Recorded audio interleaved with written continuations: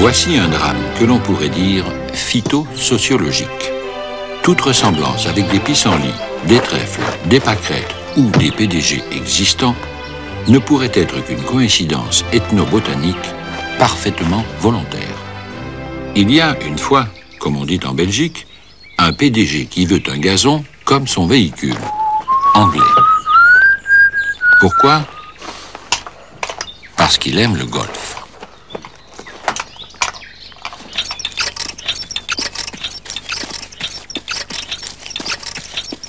Le PDG, pressé, voulant faire les choses par lui-même, parcourt donc un livre intitulé « Vous saurez tout sur le gazon ». Il fait ce que dit, du moins, le premier chapitre.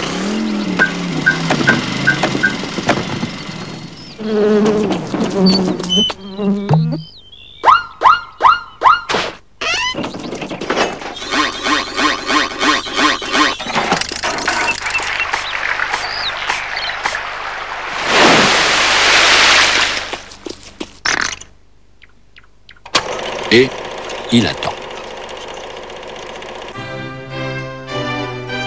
Et le gazon pousse. La Rolls des gazons. Le régras, en latin, l'olium pérenne. Sa pérennité venant du fait que, contrairement au PDG, plus il est fauché, mieux il se porte.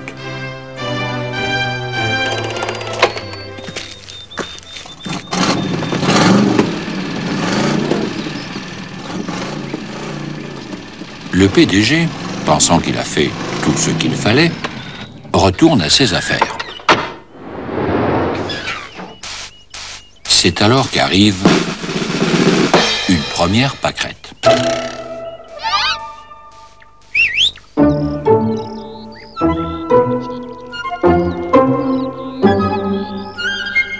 La pâquerette, qui est l'amie du lolium, ne pousse jamais si bien que lorsque son ami, après avoir été enrichi, se retrouve complètement fauché.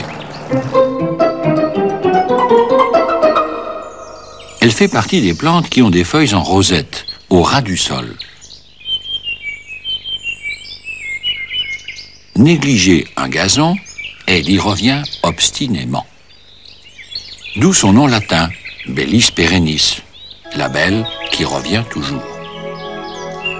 En fait, ils sont toute une bande d'amis, cohabitant volontiers avec le lolium, dans ce qu'on appelle, dans les pays tempérés, une prairie de fauche. Le trèfle des prés, le pissenlit, Taraxacum officinal, bon pour le foie, la goutte, l'obésité, l'artériosclérose, les calculs de la vessie, les varices, une vraie pharmacie. Pas étonnant qu'il ait des heures d'ouverture, ouvert le matin, fermé le soir. Et puis aussi la sauge, qui souvent accompagne tout ce petit monde. Mais, comme c'est la pâquerette qui se fait le plus remarquer, parce qu'elle est jolie, impertinente, et que, dans les climats doux, elle revient en automne, au retour du PDG, c'est elle qui prend pour tout le monde.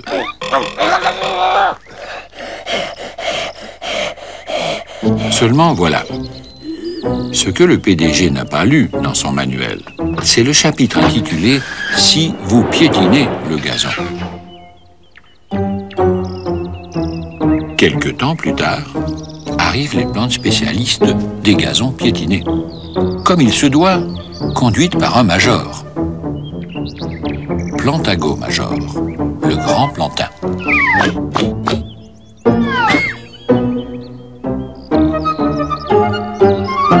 Plantago major, le grand plantain, ne confondons pas. C'est celui à feuilles rondes, à rosette, comme la pâquerette. Et plus encore qu'elle, c'est le spécialiste du terrain piétiné. Un petit sentier dans un pré, il est là. Tandis que son cousin, le plantain à feuilles lancéolées, préfère se tenir à l'écart, ne supportant pas, lui, qu'on lui marche dessus.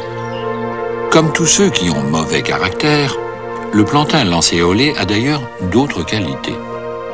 On peut coller ses feuilles sur des brûlures, des piqûres de guêpes ou s'en faire un collyre pour les yeux fatigués. En fait, qu'ils soient à feuilles rondes ou lancéolées, tous les plantains sont des cicatrisants.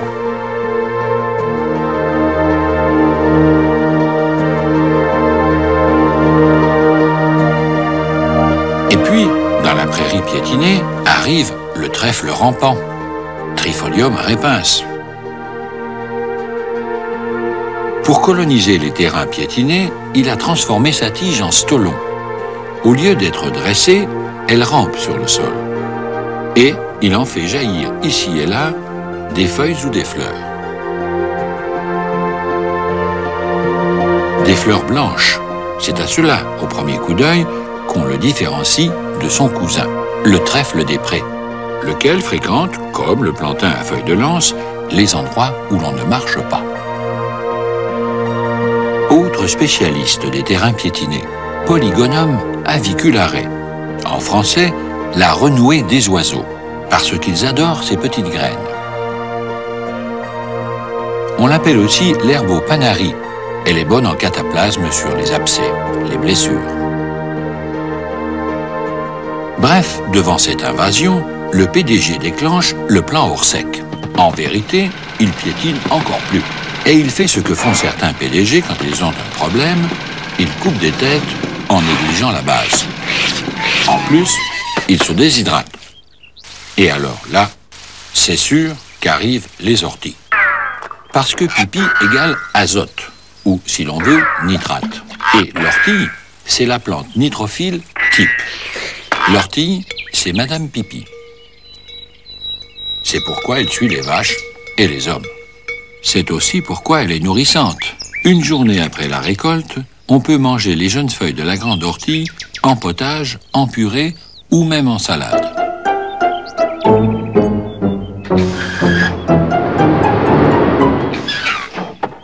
Tête du PDG quand il revient. Mais heureusement, il a une binette. C'est l'instrument qu'il faut. Parce que la grande ortie a des souches rampantes. Oubliez d'en arracher un bout de 2 cm, elle ressort.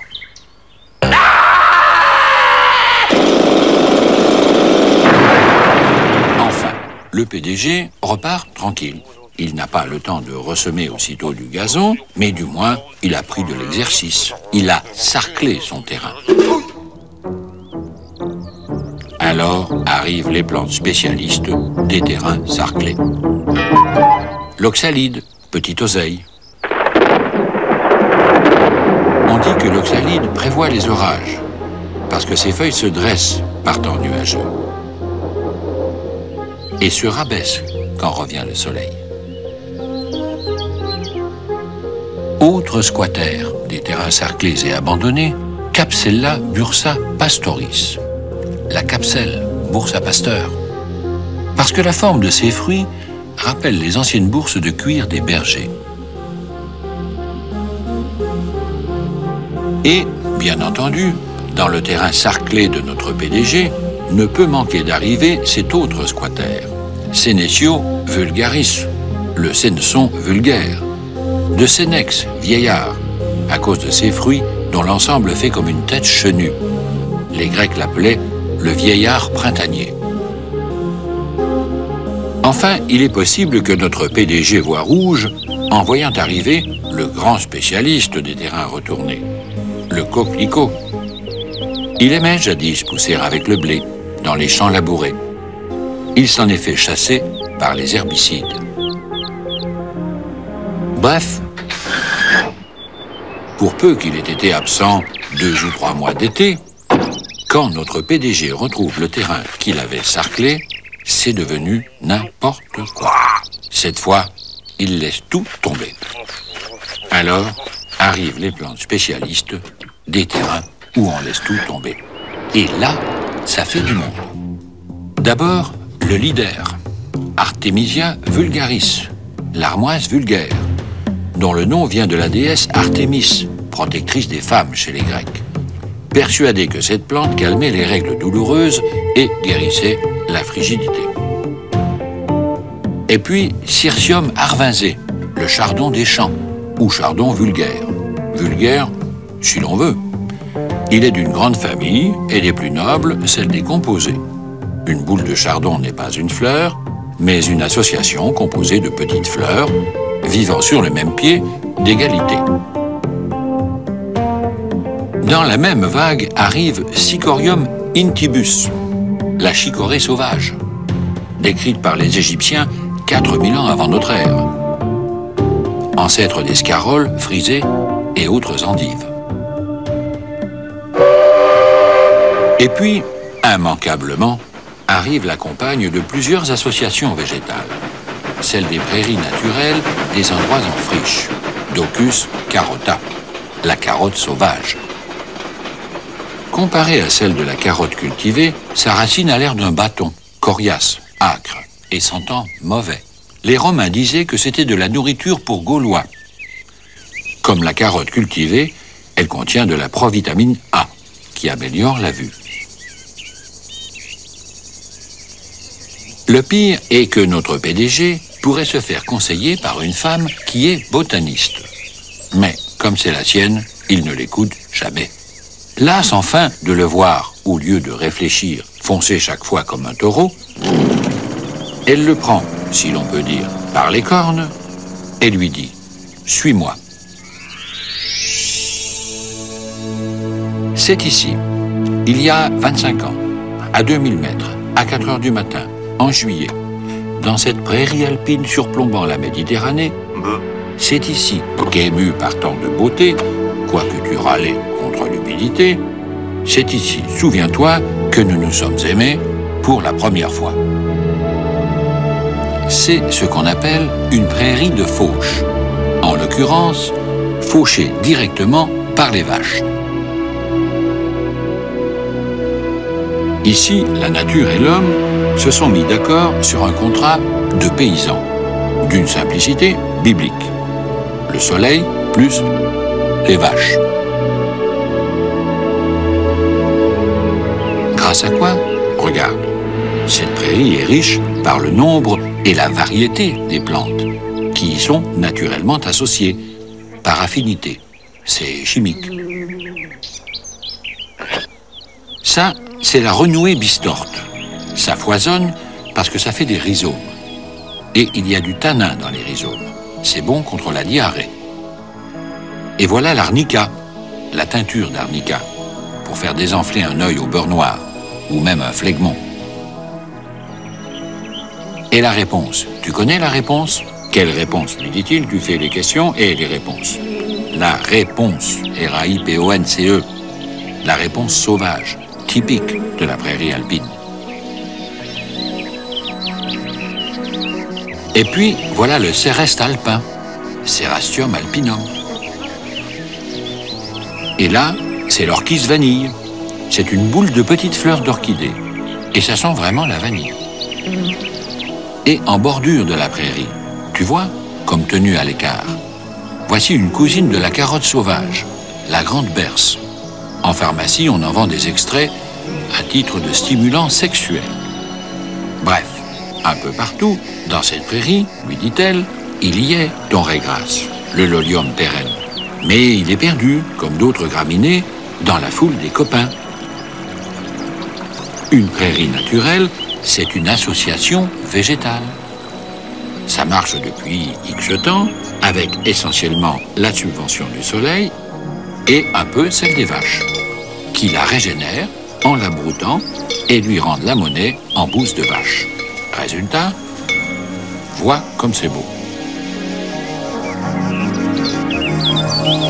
À côté de ça, toi, pour ton gazon, tu veux n'autoriser chez nous qu'une seule de ces herbes. Alors tu dois t'en occuper tout le temps. Ça coûte très cher en énergie. Le gazon anglais, c'est l'écosystème le plus subventionné du monde. Voilà. Cette fois, le PDG a tout compris. Il recommence à zéro et il engage une vache. Une belle vache. 500 kilos. Consommation, 70 kilos d'herbes vertes par jour. Tonte réglée à 10 cm. Parfait pour le gazon et pour le golf. Seulement voilà. Capacité quotidienne de production de bouse, une douzaine.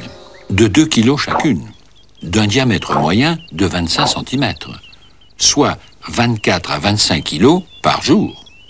En 6 mois de saison, 4 tonnes et demie de bouse. Par ailleurs, la vache tond l'herbe la plus riche en nitrate, là où elle a fait pipi. Par contre, elle refuse de manger là où elle a bousé. Il se forme donc un peu partout ce qu'on appelle des refus. L'ensemble étant appelé par les écologistes une prairie de refus. Alors arrivent les plantes spécialistes des prairies de refus. Et revoilà la pâquerette.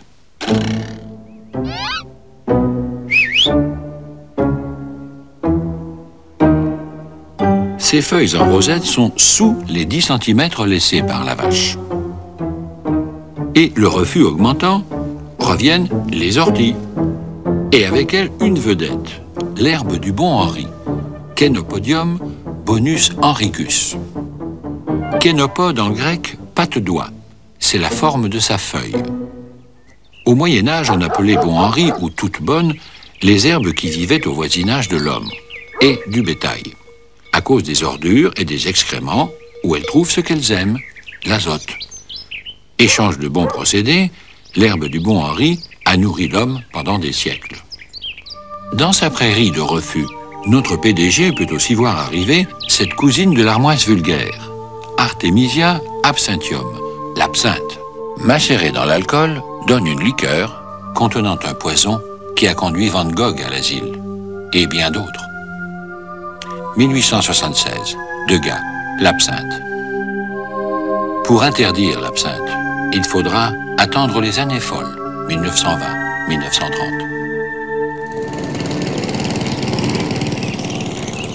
Aux dernières nouvelles, le PDG a licencié la vache et replanté du gazon.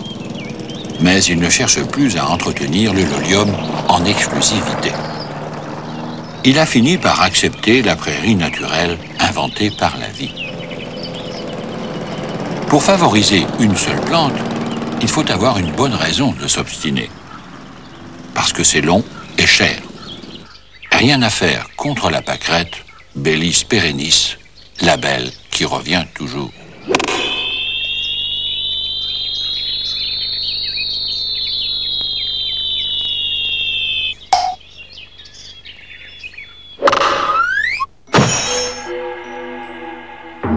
Son épouse botaniste a fini par lui faire admettre que la notion de mauvaise herbe est ce qu'on appelle anthropomorphiste. Elle lui a dit, tu vois par exemple, ça c'est l'avoine cultivée, sélectionnée par l'homme depuis des milliers d'années. Bien le grain, il n'y a rien au bout. Maintenant, compare. Tu vois ce grain-là? C'est celui de l'ancêtre de l'avoine sauvage. On la considère aujourd'hui, autour de la Méditerranée, comme une mauvaise herbe, du genre de celle qui t'énerve. Pourtant, tu vois ces deux longues antennes? Ça lui sert à faire ce que l'avoine hybridée par l'homme ne saura plus jamais faire.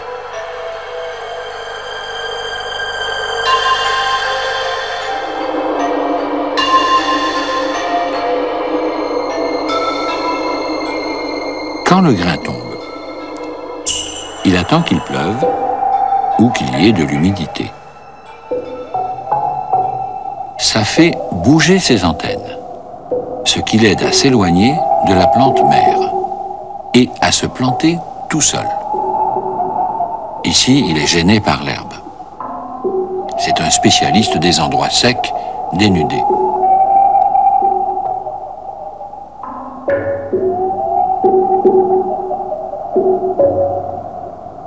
Attends, on va mieux le voir.